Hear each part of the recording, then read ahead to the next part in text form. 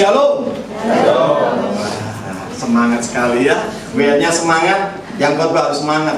Nah, Bapak Ibu sekalian yang dikasih Tuhan, manusia pada umumnya sadar bahwa manusia adalah manusia yang lemah, dan manusia adalah manusia yang memerlukan pribadi yang lebih hebat dari dirinya sendiri.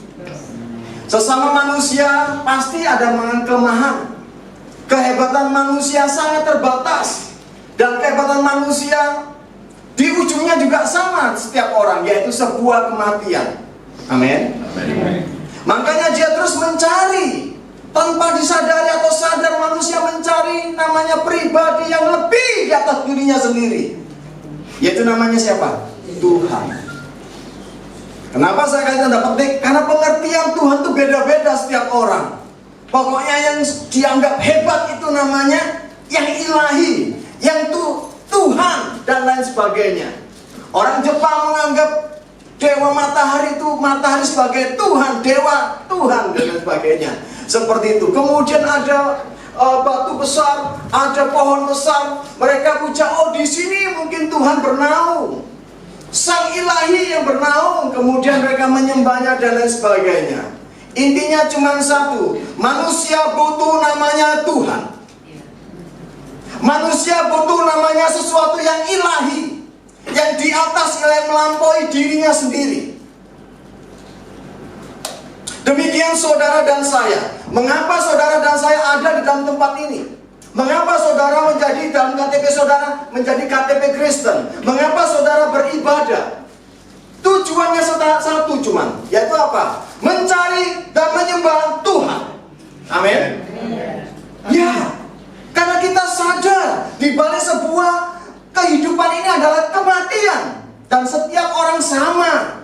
Setiap orang mati pasti. Entah orang bodoh, entah orang pandai, entah orang cakep, entah orang jelek, entah orang tua, siapapun namanya manusia, namanya makhluk, pasti namanya ada kematian ujungnya. Dan kita merasa takut. Dan mereka takut. Di ujung kematian apa? Kita takut, saudaraku. Ketika saya usia 23 tahun, saya sadar, saya takut dengan namanya kematian. Saya sadar ujung-ujungnya kok hidup seperti ini ketika lulus SMA dan saya bekerja.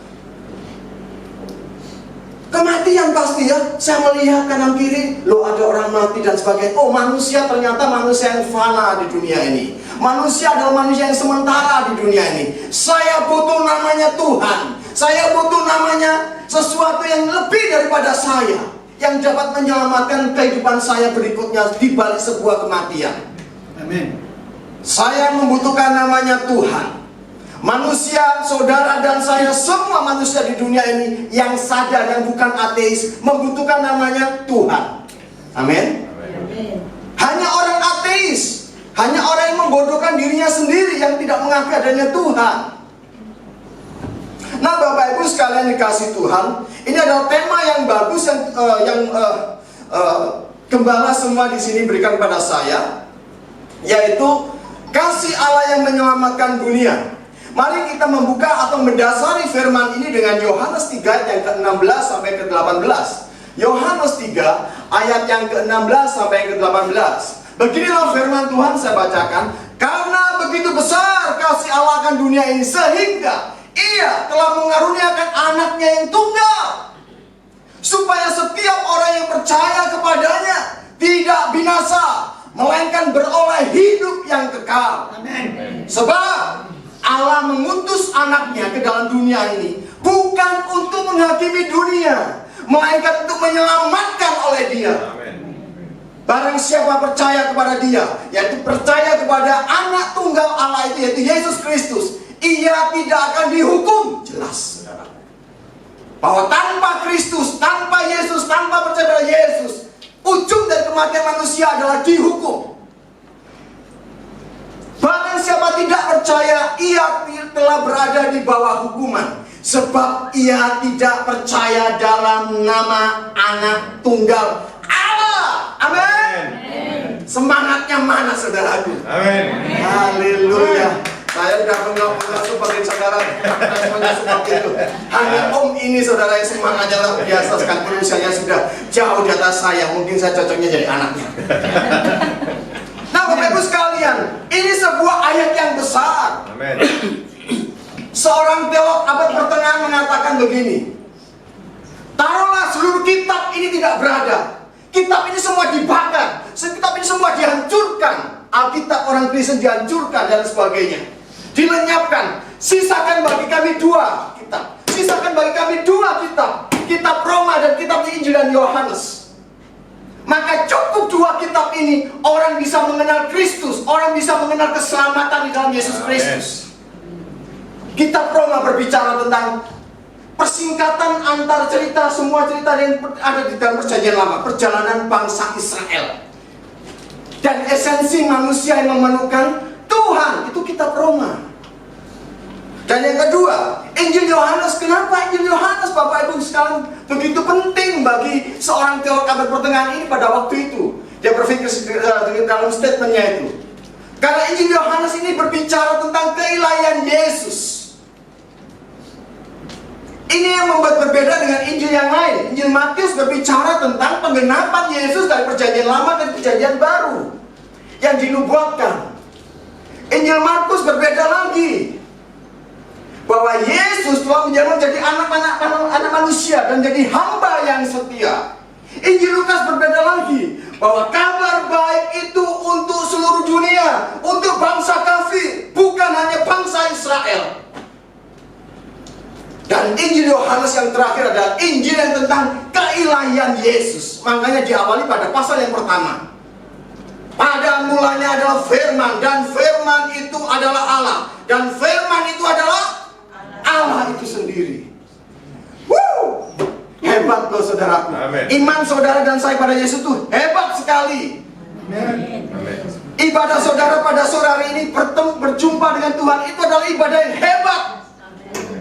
Saya mempercayai Bapak Ibu sekalian, sekalipun kecil bilangan, sekalipun tempatnya tidak presentatif, mungkin seperti itu, sekalipun yang khotbah mungkin begitu dan lain sebagainya, mungkin kurang presentatif, tapi tatkala kita beribadah, aku ingin beribadah pada Tuhan, selesai saudara. Amen. Karena kita sembah, yang kita untuk ibadah adalah pribadi di atas pribadi. Amen. Nama di atas segala nama, yaitu Yesus Kristus saudara. Amen. Segala lutut akan bertelus, segala lidah akan mengaku bahwa Yesus itu Tuhan. Amin. Hebat saudaraku. Makanya saya heran jika kemudian ada orang Kristen yang begitu setia, ada seorang yang sudah STH, ada seorang yang sudah bertobat, kemudian meninggalkan Yesus. Itu namanya sangat bodoh, Bapak Ibu sekalian. Begitu sekali gampangnya meninggalkan iman kepada Yesus Kristus. Sedangkan begitu kalau kita memahami seperti tadi saya katakan, memahami begitu mulianya pengenalan pada Yesus Kristus. Nah Bapak Ibu sekalian, dan inti dari seluruh kitab ini saudara, inti dari seluruh kitab ini, Perjanjian Lama ada 39 kitab, Perjanjian Baru ada 27 kitab. Inti dari seluruh 66 kitab yang saudara-saudara dan saya ada ini, Alkitab ini, itu ada di Yohanes 3 ayat yang ke-16. Intinya itu Bapak Ibu. Apa? Coba tayangkan Pak. Ya, karena begitu besar kasih Allah akan dunia ini, sehingga Ia telah mengaruniakan anaknya yang tunggal, supaya setiap orang percaya kepadanya tidak binasa, melainkan beroleh hidup yang kekal. Ini inti dari seluruh kitab yang ada. Seluruh kitab Alkitab saudara dan saya intinya di sini. Allah yang menyelamatkan, Allah yang membawa saudara dari lumpur dosa kepada terangnya yang ajaib, Allah yang ada, kita ada di ujung kematian, ke neraka, dan kemudian Allah yang menyelamatkan melalui Yesus Kristus yang tersalib itu, menebus saudara, dosa-dosa saudara dan kesalahan saudara dan saya, kemudian membawa kepada surga, rumah Bapa yang mulia. Intinya adalah ini Bapak Ibu, Yohanes 3 ayat yang ke-16. Allah begitu besar dan mengasihi saudara dan saya. Seberapa besar? Pertanyaannya. Karena begitu besar. Kata begitu besar itu artinya tidak bisa diukur, tidak bisa dinilai oleh Rasul Yohanes. Sampai dirinya turun. Sang firman itu turun. Allah anak itu turun menjadi manusia, saudara dan saya. Itu saudara nggak bisa terpikir. Makanya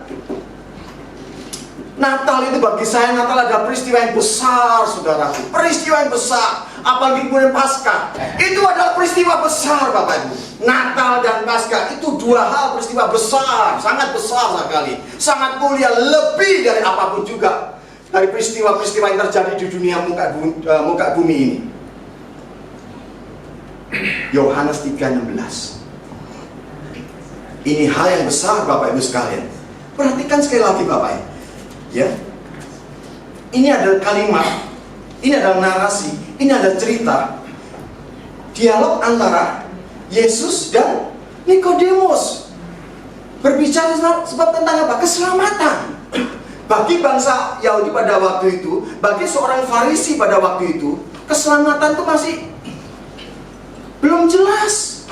Mereka menantikan namanya Mesias.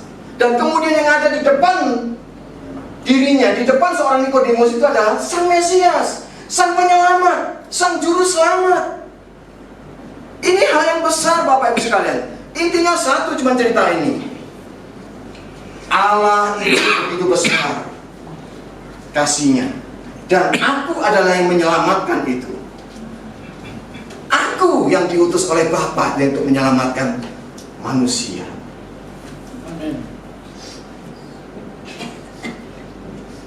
Saya rasa Nikodemus ketika di sorga saat ini, waduh, ini peristiwa yang besar yang mereka bisa dengarkan juga. Yang bisa, waduh, begitu bahagianya dia, sampai dia namanya dicatat dalam Injil Yohanes, Bapak Ibu. Kemudian mendengarkan narasi atau cerita yang hebat luar biasa seperti ini. Ini cerita hebat tuh, Bapak Ibu sekalian. Apa sih tujuan, sekali lagi, apa sih tujuan saudara beragama? Hanya cari keselamatan. Amin. Amin. Nah, inti manusia itu ada keselamatan, Bapak Ibu. Keselamatan yang kita terima dalam Yesus itu langsung. Amin. Ketika kita percaya dan hidup kepada Yesus, dosa kita diampuni. Amin. Amin. Dan kita diselamatkan. Dan ketika kita meninggal dan kita mati, kita pasti ke surga. Firdaus sekarang ini, saudaraku. Mari kita melihat betapa kasih Allah itu yang menyelamatkan dunia. Yang pertama adalah bahwa Allah itu kasih. Perhatikan di sini. Ya, tekanan pada ayat ini coba. Karena begitu besar kasih Allah. Kasih Allah. Kalimat ini tekanannya pada kasih Allah. Allah itu kasih. Dalam 1 Yohanes. Allah itu kasih. Artinya di sini bahwa kodrat ilahi, kodrat yang melekat, esensi Allah itu sendiri adalah kasih. Artinya Allah itu tidak bisa diganggu gugat bahwa dirinya adalah kasih. Orang berdosa, apakah Allah tidak mengasihi? Tetap mengasihi orang itu, dan tetap ingin menyelamatkan, dan tetap ingin mengampuni orang itu. Tapi dengan cara apa? Orang itu datang pada dirinya. Itu kasih Allah. Kalau mungkin orang tua sama anak, mungkin ya, kalau di sini kan baik-baik semua. Kadang-kadang kasih kita malah terbatas pada anak kita. Sepisan diampuni, yang kedua diampuni, yang ketiga diampuni, yang keempat mungkin ditendang kali. Anak kurang ajar dan sebagainya. Itu manusia, karena kasihnya terbatas. Kalau Allah tidak terbatas. Ini dibuktikan oleh Yesus ketika dia tersalib, katakan apa? Ampunilah mereka Tuhan, ampunilah mereka Bapa, karena mereka tidak tahu apa yang mereka perbuat. Kasih seperti itu, Bapak Ibu. Contoh lagi, saudara dan saya adalah ciptaan Tuhan. Karena ciptaan Tuhan, unsur-unsur ilahi itu ada dalam diri saudara dan saya. Ada perasaan iba, ada perasaan kasihan, ada perasaan kasih, ingin untuk mengasihi, ingin untuk mengampuni, ingin untuk dan lain sebagainya, saudara. Itu sebetulnya bukan sifat saudara yang sesungguhnya. adalah sifat Sang Pencipta saudara dan saya. Ditaruhlah benih itu, saudara. Amin. Itu benih ilahi, hati nurani kita. Kecuali orang yang sudah tertutup oleh kuasa kegelapan, sehingga dia itu tidak memiliki kasih sama sekali. Tapi percayalah, ketika dia sadar, blank, dia masih ingat lagi, oh iya ya, perbuatanku salah. Karena dia adalah seorang manusia. Dan dia yang menciptakan dia adalah Allah yang penuh kasih. Amin. Nah, saudaraku, tidak cukup bahwa Allah itu kasih, kemudian kita tidak mengenal kasihnya. Allah itu kasih yang bertindak. Saya mencintai istri saya ketika masih pacaran, saudaraku ya. Oh, aku senang sama dia.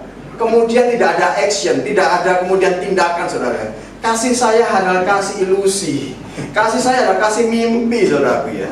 Iya, mimpi, saudaraku. Mimpi. Karena saya cinta pada mantan pacar saya ini, atau sekali adik istri saya, saudaraku ya. Saya bertindak. Ada action, Bapak Ibu sekalian. Kasih itu jelas ada tindakan, saudaraku. Amin. Allah yang datang untuk manusia. Amin. Amin. Amin. Kasih itu bertindak, Bapak Ibu, dan tindakan Allah itu nyata. Seperti Yohanes 3:16 ini. Karena begitu besar kasih Allah akan dunia ini, sehingga apa? Ia telah mengaruniakan anaknya yang tunggal, mengaruniakan, memberikan, menyatakan kasihnya dengan wujud yang nyata. Itu mengaruniakan, itu memberi. Ini loh, aku mengasihi, membuktikan bahwa kasihku itu beneran. Nah, ada tindakan kasihnya. Kita mengasihi suami kita, harus ada actionnya. Istri mengasihi suami juga ada actionnya, ada tindakannya. Nggak bisa, aku mengasihi kamu, terus kemudian turun-turun nggak melayani suami atau melayani istrinya. Nggak boleh seperti itu. Ya, kasih itu bertindak. Kemudian yang berikutnya bahwa Allah itu kasih, dan objek kasih Allah itu adalah manusia, saudara dan saya. Yesus sendiri memberikan satu perumpamaan, saudara. Jika ada 100 domba, kemudian hilang 1, apakah seorang gembala tidak mencari yang 1 itu yang hilang? Mencari. Yesus mencari. Amin. Saudaraku, karena apa? Karena manusia itu objek kasih Allah, saudaraku. Manusia itu objek kasih Allah. Tujuan Allah mengasihi manusia. Allah nggak menyayangkan, saudara, dunia purba, nggak menyayangkan dinosaurus, dan nggak menyayangkan semua itu, semua Bapak Ibu sekalian. Tapi Allah menyayangkan jiwa manusia. Karena dalam diri manusia, karena dalam manusia yang ciptaan Allah itu ada nilainya Allah sendiri, yaitu kekekalan di dalam manusia. Kalau hewan, kalau kemudian tanaman dan sebagainya, makhluk-makhluk yang lainnya, itu begitu mati dia lenyap habis. Kalau manusia enggak, dalam diri manusia ada roh, ada kekekalan, ada nilai kekekalan di dalamnya. Ketika manusia itu mati, ketika manusia tubuhnya menjadi lenyap, saudaraku ya, menjadi mati dan berbaring dan selamanya, saudaraku, rohnya tetap hidup. Rohnya tidak bisa mati, saudaraku. Dan rohnya antara ke surga atau ke neraka. Itu kekekalan yang Tuhan taruh pada diri manusia. Makanya, saudaraku, saudara dan saya, siapapun kita, siapapun saudara dan saya, itu adalah saudara dan saya adalah objek kasih Allah. Jangan katakan bahwa Allah itu pilih kasih. Enggak, Bapak Ibu sekalian. Allah mengasihi semua manusia. Gak peduli siapapun itu, gak peduli yang kaya, gak peduli yang miskin, gak peduli yang bodoh, gak peduli yang pandai, gak peduli, namanya manusia, tetap, saudara. Maupun namanya gembel, namanya orang miskin, tidak peduli. Allah mengasihi dia, sama seperti saudara dan saya. Yang pertama, Allah adalah kasih. Yang kedua, Bapak Ibu sekalian, manusia dan keselamatan. Ya, manusia itu telah jatuh dalam dosa sejak Adam. Semua benih-benih dosa itu diturunkan Adam pada manusia, dan manusia itu tidak mampu menyelamatkan dirinya sendiri. benih dosa sejak kecil, tanpa diajari pun manusia yang keturunan manusia atau keturunan Adam bisa berbuat dosa, bisa berbohong, padahal nggak diajari berbohong, bisa berbohong, Bapak Ibu sekalian. Karena apa? Itu keturunan Adam. Saudara dan saya keturunan Adam. Bukan seperti kata Darwin, teori Darwin ya, keturunan monyet. Bukan, saudara. Kita manusia. Kemudian kita tidak bisa, saudara. Kita keturunan dosa. Begitu jelas Alkitab menuliskan, Bapak Ibu sekalian. Dari Kejadian sampai Wahyu, esensi manusia itu seperti apa? Manusia yang berdosa itu seperti apa? Jelas Alkitab menuliskan. Manusia tidak mampu, tidak bisa menyelamatkan dirinya sendiri. Gak mampu manusia menyelamatkan diri sendiri. Untuk ke surga, apalagi? Untuk ke surga, saya tanya pada teman saya yang lain, kamu tahu surga? Tidak tahu. Lah kok kamu ingin ke surga? Saya katakan gitu. Kamu tahu rumah Allah, surga? Tidak tahu. Lah makanya, kamu kok tahu gitu loh. Saya katakan gitu. Kalau kamu ingin ke Soviet, ke gang kecil namanya ini, tentu kamu harus membawa orang yang tahu tentang Soviet, tentang Rusia. Ya kan? Loh iya saudaraku, tahu. Orang Belanda kemudian, atau orang manapun lah, orang luar negeri saudaraku. Di mana alamatnya? Di mana namanya? Kupang Segunting, Gang Kelinci, besok tahu saudaraku? Tidak tahu. Harus ada orang yang dari Kupang Segunting, Gang Kelinci yang ngajak orang itu ke situ, kan gitu saudaraku. Apalagi surga saudaraku. Tidak mungkin itu saudaraku ya. Dan manusia tidak memiliki potensi selamat, karena manusia itu dasarnya adalah ada benih dosa di dalamnya. Gak mungkin selamat. Seluruh manusia akan meluncur, kalau mati meluncur ke neraka. Meluncur ke neraka. Meluncur ke neraka. Siapapun dia akan meluncur ke neraka. Tidak ada potensi selamat kalau bukan Allah yang menyelamatkan. Amin. Melalui Yesus Kristus. Hanya Allah. Oleh karena itu, karena begitu besar kasih Allah akan dunia ini, akan saudara dan saya, akan manusia, sehingga Ia telah mengaruniakan anaknya yang tunggal. Supaya apa? Setiap orang yang percaya kepadanya, yang menerima Yesus Kristus, tidak binasa, melainkan beroleh hidup yang kekal. Jangan pernah gadekan iman saudara kepada yang lain. Jangan pernah tinggalkan Yesus Kristus kepada dan percaya kepada yang lain. Amin. Amin. Nah, saudara-saudara yang dikasihi Tuhan, oleh karena itu namanya manusia butuh namanya penyelamat. Bukan dirinya yang bisa menyelamatkan, sekali lagi tidak. Tapi manusia butuh namanya Allah yang bisa menyelamatkan. Dan itu dibuktikan melalui Yesus Kristus. Yang ketiga, Bapak Ibu sekalian, kasih Allah yang menyelamatkan dunia, bahwa Kristus adalah wujud kasih Allah bagi dunia. Yesus itulah wujud kasih Allah bagi dunia, saudaraku ya. Kalau tadi katakan bahwa kasih Allah itu bertindak, dan tindakan itu adalah Yesus Kristus itu sendiri. Demikian juga kekristenan. Demikian juga ketika kita beragama, saudara. Percaya pada Kristus, harus ada namanya pembandingnya. Yang membawa saya untuk masuk Kristen itu bukan orang lain, bukan pendeta, bukan teman, saudara. Tapi Kristus sendiri, tapi Yesus sendiri, Roh Kudus yang memimpin saya.